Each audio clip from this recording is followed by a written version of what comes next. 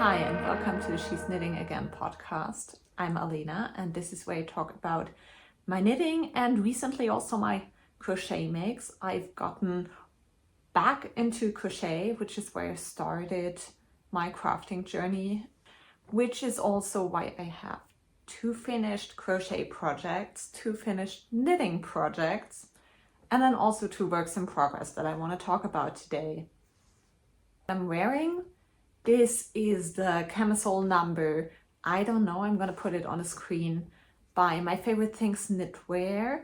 I made that last spring I think. It's made from Linea Pura cotton wool, which is approximately 50-50 merino and cotton. The top has those double knit details on the edges that you then sew on to create this like very detailed edge. I'm not good at sewing. You'll see that when I talk about my projects, but that was really hard for me, just putting it in the right place. And you can see it bunches a little under the arms. So a bit more space there would have been better, but all in all, I really like the top a lot. Unfortunately, the edge at the bottom rolls up a bit. That's a problem several people described on Ravelry, and in the actual project pictures by the designer you can't see the bottom edge of the top, which feels a bit misleading. I don't know, like dishonest in that way. I don't know if there's a way to get that edge to stay in place better. It's also sewn on, so yes, that's that. Also could have been a tiny bit longer, but it's cute that way. Let's start with the finished projects, and chronologically the first one you've seen in the last episode. That's her. That's what I call my knitting lady tapestry. I told you about that in the last episode, but just the quick details. It's recreated from a picture I found on Pinterest, and just, I mean, look at her, she's amazing, and it's my way of like honoring the tradition behind the craft that I've taken up and that I've had so much joy with, to just have this like very classical depiction of someone knitting. And I want to put that up on the wall. I haven't quite decided on the place yet, so when I do, until I upload this video, I might put a picture up, but I'm not sure. It's made from sport weight cotton held double that I had left over from another project, and it was my first time doing a tapestry crochet, and I didn't do floats, so basically the back is the same, just messier. I found that way of working colorwork crochet pretty annoying, because for some reason with every stitch I'd twist my yarns once more. So at the end of a row I just had like all those twists in the 2 yarns and had to untangle them, and I didn't manage to find a way to just avoid that. So that was pretty tedious, and also you can still see the other color peeking through in some places, but it's pretty neat, I'd say. Also, I must have lost stitches, like I worked it from the bottom up, and I must have lost stitches somewhere around here. For whatever reason, crochet makes me mess up so much more than knitting does. So I have no idea where those went, so it's a bit wonky, but just tried pulling it, and you know, that's fine, it's still very cute. But that's the first one, and then like with that being such a massive success, I immediately started another tapestry crochet project, which I haven't shown you at all. before. So that's the second tapestry. It says protect trans lives, in case you can't read it. I hope you can. And I wanted to make that for this year's Pride Parade, just so that I could pin it onto my backpack and have this message, you know, emblazed on myself throughout the day, because I feel like that is really the most important issue that we as the queer community face right now, and the solidarity definitely needs to be with that part of our community, and therefore I put it into threads. That is also made using cotton yarn held double. It's board weight by Lana Grossa Cotone, and this time I did actually just do floats, which worked pretty well, I think. I don't feel like it's bunching up or anything. In retrospect, I think it would have been neater if I'd used the yarn held single and just worked a more detailed font, you know? So that is self-drafted. Basically, I just looked for some pixel font and put that into writing on Stitch Fiddle, then worked that up. It was also really quick. I think it took like 3 days, so I could have put more effort into it with a smaller gauge, but now I know for the next, you know, written pattern I want to do. We have a big and a small finished project left. So the big one is one you've already seen. It's what I call my rainbow raglan. Yeah, she's finished. She was so quick to work up. It didn't even... Did it take me 3 weeks? Something like that, I think. I just finished it yesterday. That's what it looks like put on.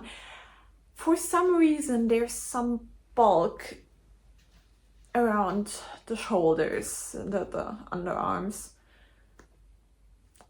I think to avoid that, I should have done less arm decreases while still doing body decreases. If you think that's correct, please let me know, because, you know, future projects. But all in all, she worked up so well. Like, the thing I wanted to achieve with the 3x1 ribbing going into the Raglan lines, that worked out really well. Just feels like a very straightforward and successful project in that way. And also it's just incredibly inappropriate for the weather, because we have almost 30 degrees outside, and I don't know if I'm gonna need that for quite some time. But I mean, it's super light. That's incredibly impressive. This weighs only 190 grams, which it's a full sweater. It makes me a bit sad, because I think the idea of making that sweater came from seeing 2 skeins of this Langjans Cloud on Kleinanzeigen, and I was like, oh, that yarn is so nice, but I wouldn't know what to do with only 2 skeins, 200 grams.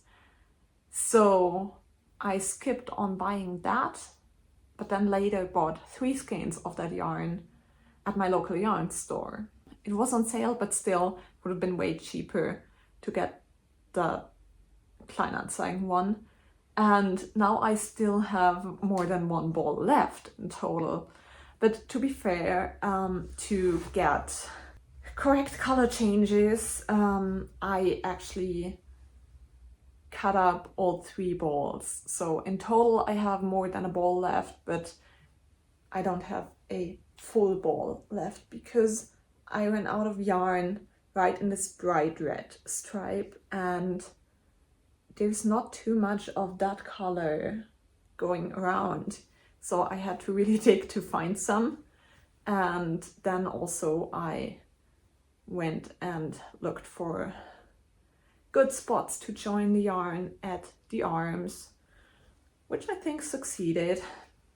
So yeah, that's what I have left at the moment. It's a bit over 100 grams, diverted into 3 sections, I think. And if you have any idea what I can make with that, I'm really feeling uninspired with this blown yarn. I don't think it would make for a good, I don't know, hat or something, balaclava. Also, it's so much. If you have any ideas, please let me know, because I'm really at a loss and I don't want to have bought that skein for nothing. And the 4th finished project is a frog. I've been wanting to knit a frog for quite some time. I don't know if you know this content creator that knits those back charm frogs. I'm gonna put a video up if I can find it. So this is not that, because I don't think they sell patterns, they only sell the finished back charms. Also, this is not a back charm, obviously, but this is the frog pattern by Dot Pebble Knits, and I bought that a while ago while I was at my parents' and I ran out of stuff to knit. So I got that pattern, and when looking for stash yarn, I found completely different stash yarn that I then made a cardigan of, which I talked about a few episodes back. So I never got around to actually making that frog, and now I did. And it's so cute. I feel that I did an exceptionally bad job at it, but it's still very cute. So this is made from leftover yarn, 1 strand of sock yarn and 1 strand of drops brushed alpaca silk held together.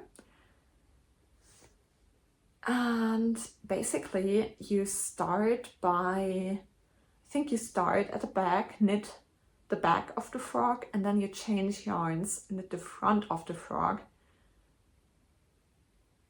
Is that the front? Whatever, the belly. And then you sew the 2 parts closed. And that is where I wanted to get to by saying I'm so bad at sewing. Like, the sides definitely aren't aligned. The back is like somewhat pushed to the side, and I don't know, do you guys just pin the 2 parts together at multiple spaces, or how do people do this? The eyes are very important to me, because the designer, she has eyes similar to this that are like sort of golden and have an iris and look pretty realistic. And I wanted something like that instead of those very typical amigurumi eyes that are either completely black or glittery. And I didn't know where to find them, because my local craft stores didn't, like, only had the basic version. And the designer actually tells you from which Etsy shop she got the eyes she used. But shipment would have been, I think, like 3 times as expensive as a pair of the eyes, and I just couldn't get myself to do it. But then I accompanied my good friend Eva to a yarn store that our other friend told us about, because she needed caterpillar buttons for a cardigan featuring the very hungry caterpillar, which is incredibly cute. But so a very specific request, and this button shop is supposed to be so good and so big, but I've never been. So I mostly went for funsies, not thinking that they'd have something so unserious as eyes, you know. I thought they'd be like pretty classic in the way of, well, you know, those type of like sewists that can be so perfect at what they do that they don't really appreciate people playing around with it too much. But that wasn't the case at all. They were so cute and they had the perfect eyes. But then again, I did an exceptionally bad job at aligning those. That one is definitely higher up. I don't know why. It shouldn't be that hard, but still, the frog looks cute. I wish the designer would have put details in the pattern, like to just put stitch markers where the eyes are supposed to go as you go, because that could have helped me a lot. I did put some wire into the arms and legs to just make the frog be able to do little dances. That worked well, really well. That's all on that, I think. I've just moved it around the house and placed it in various random spots, like for example on top of the lamp over our dining table. And just sort of seeing how long it would take my partner to find the frog and notice it. Yeah. Very fun. Let's get to the works in progress. So can you tell by my face of which project I'm gonna talk about next? I actually don't even have it with me because I'm just so frustrated by it. I'm gonna get it though. I can't film this podcast without showing it. So the project I'm talking about, obviously, is the Goose sweater. Still very cute. Still, the sleeves are haunting my nightmares. So this side is the first sleeve I tried. And I took the chart in the pattern that is supposed to be knit bottom up, and I tried just knitting it top down. And that resulted in a sleeve that is just, I mean, it even sticks up, like, and it didn't fit at all. And so I tried going back by picking up less stitches at the beginning, and like that looks better, at least it's sloping downward. And then at that point I went and picked up stitches around the sleeves,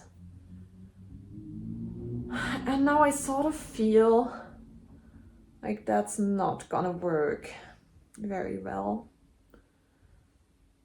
And I think I might just go ahead and actually, oh, I lost stitches. Go ahead and actually knit a sleeve bottom up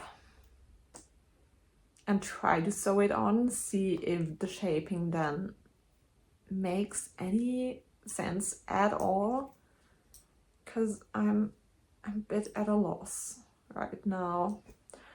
Also, I really don't want to work on it. Just like those were 2 evenings where I tried first that and then that kind of sleeve, and that took a lot of effort to just get myself to do it. Yeah, I really don't know. Just, I want to get it done, because also I just overbought on yarn for that sweater, like so badly, because the pattern, I want to say the pattern has a really bad estimate, but also my gauge turned out incredibly different, especially like my row gauge. I have so much fewer rows than the original sweater has. But yeah, I have like, I don't know, I think at this point at least 6 or 7 skeins of yarn that are still untouched. I'm gonna need some of those for the sleeves, but there's still gonna be a lot left over, and I want to be able to finally like put that away with all the other yarn and not keep it in my well, that's part of a work in progress kind of place, because it just takes up so much space and I'm not gonna use all of it. So yeah, I think there's gonna be a lot of, you know, color work mittens this winter made from all the leftovers. Hopefully people want color work mittens. We'll see. The other work in progress is new-ish.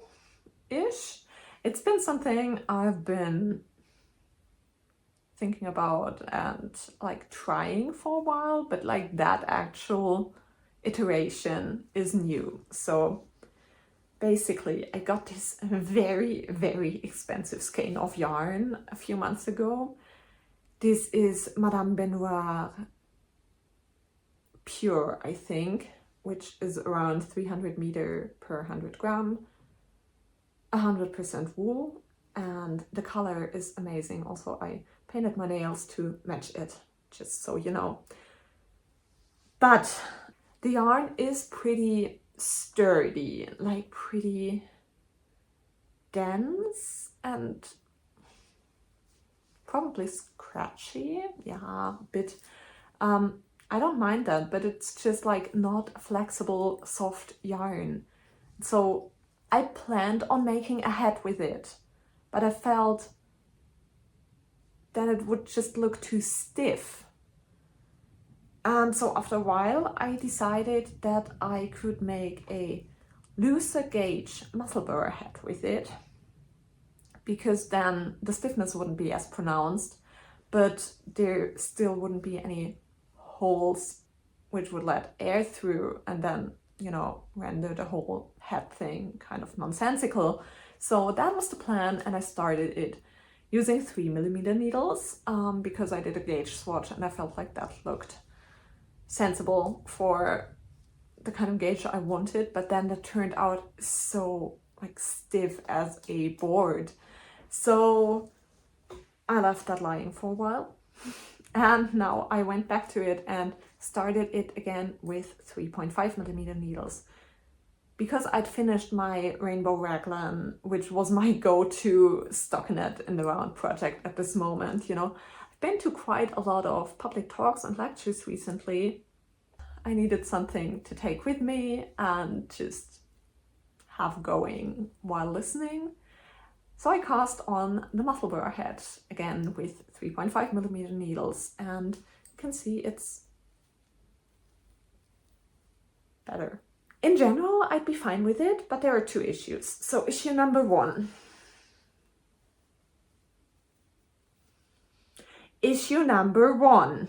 Yes. It's sort of a look, but also not what I wanted.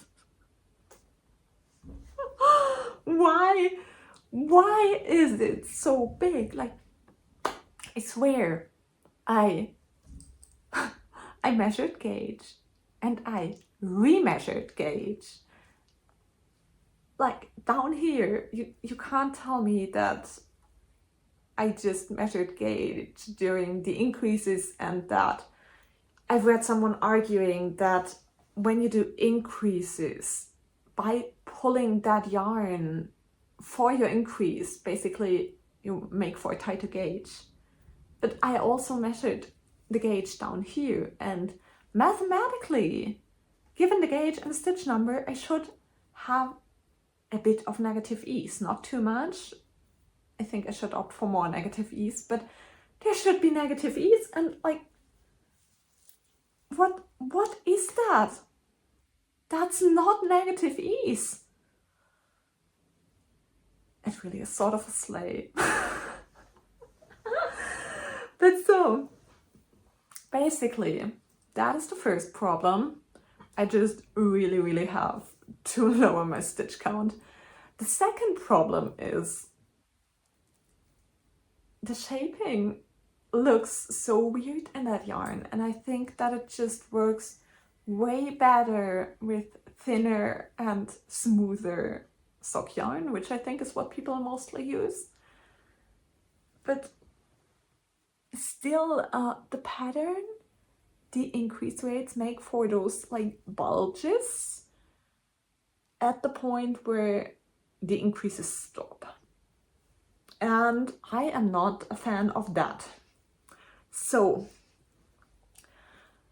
my current plan is to rip all of that out, which sort of sucks, to be honest, and to start again, but with a modified increase rate where I wanna increase every row for a bit and only then every second row instead of only doing every second row.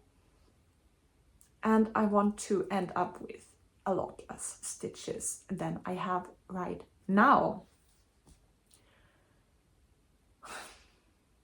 I don't know if I'm gonna do that right away or if I'm gonna put it off for a bit, but also I don't really have any good options apart from that, because then I would have to make the sleeves.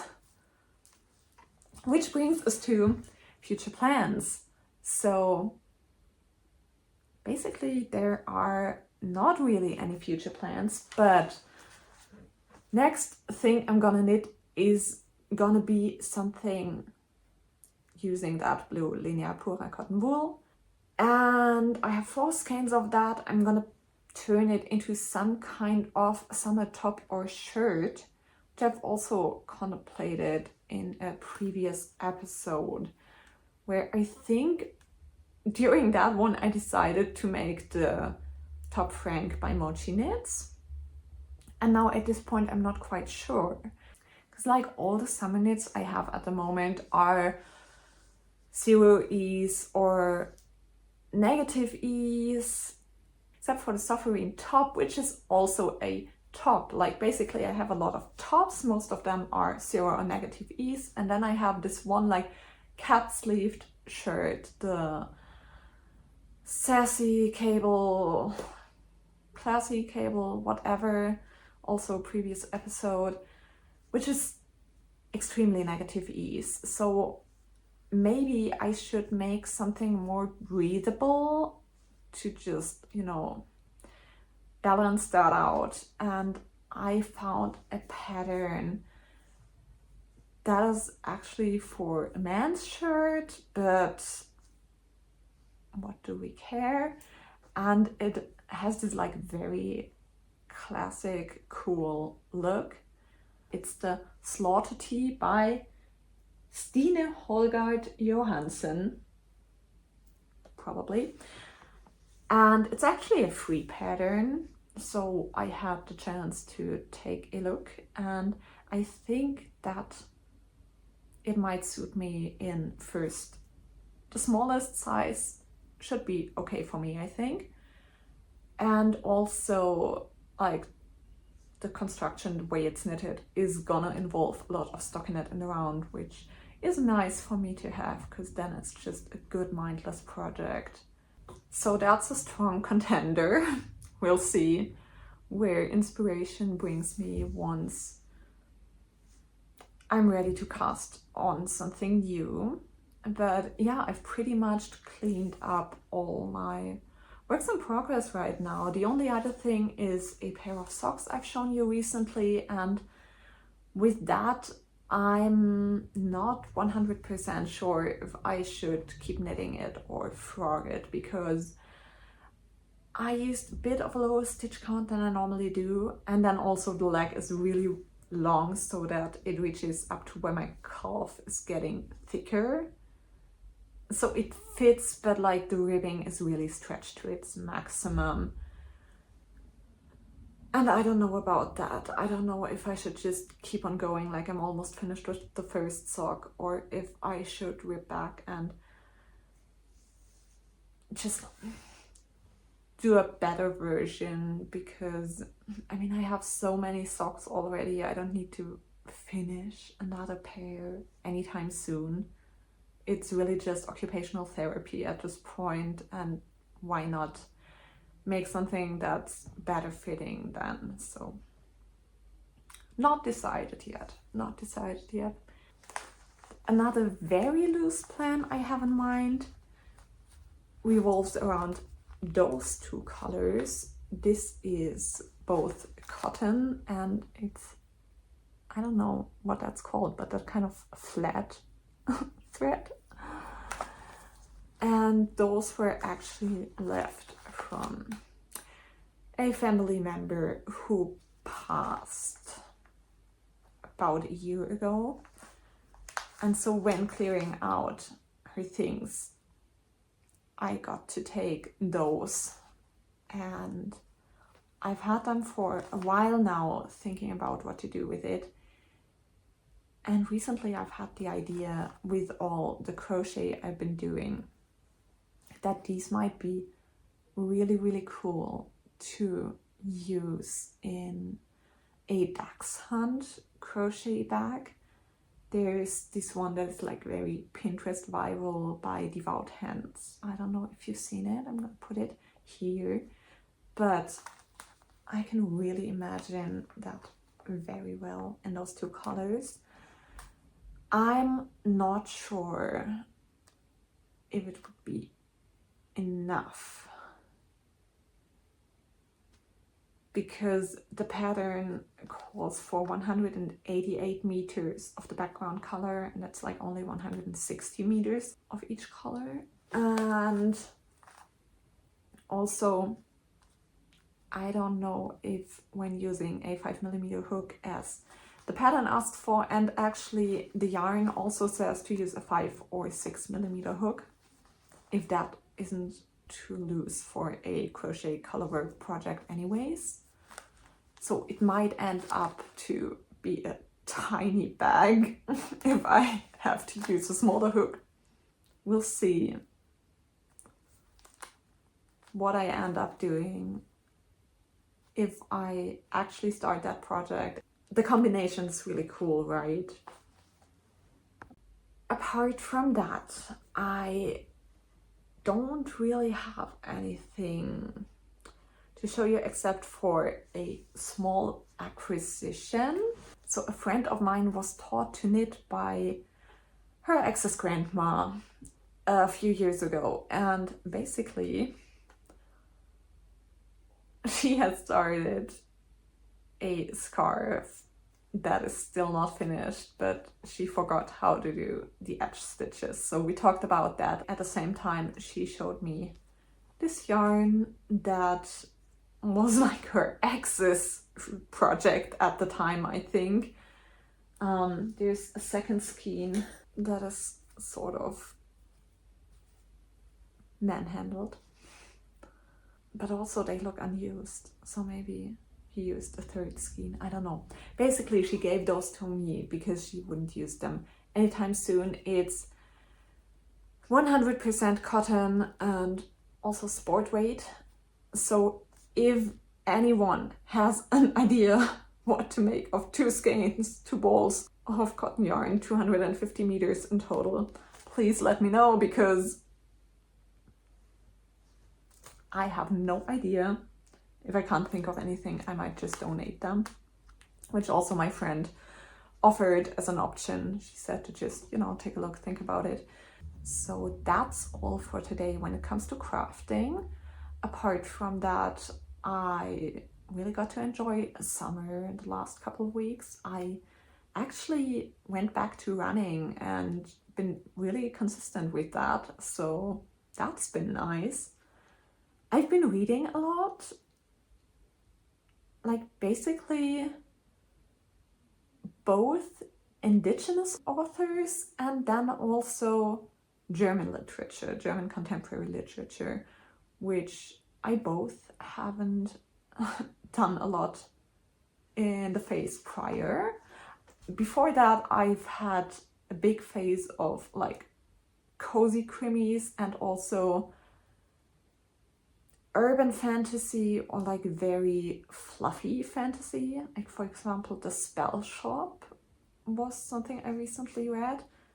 I found that book horrible. Like, someone on Goodreads actually proposed that it might have been written using AI, and that sort of makes sense, because there's a lot of things, like a lot of scenes that in themselves make sense for the characterization of the main character. Like, you have a librarian as the main character.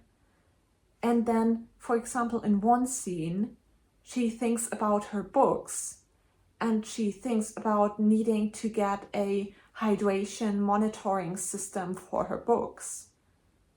And then in another scene, she falls asleep in the middle of her books, like strewn around her in bed. And I'm like, both of those things make sense for a person who really loves books, but not for the same person. Do you know what I mean? There were so many details that just didn't really line up, and also the storyline was kind of shit and just like very much not recommend. But so yeah, I feel like I've read a lot of not so serious books for the last couple months, and now I've finally gone back to that kind of books that feels like they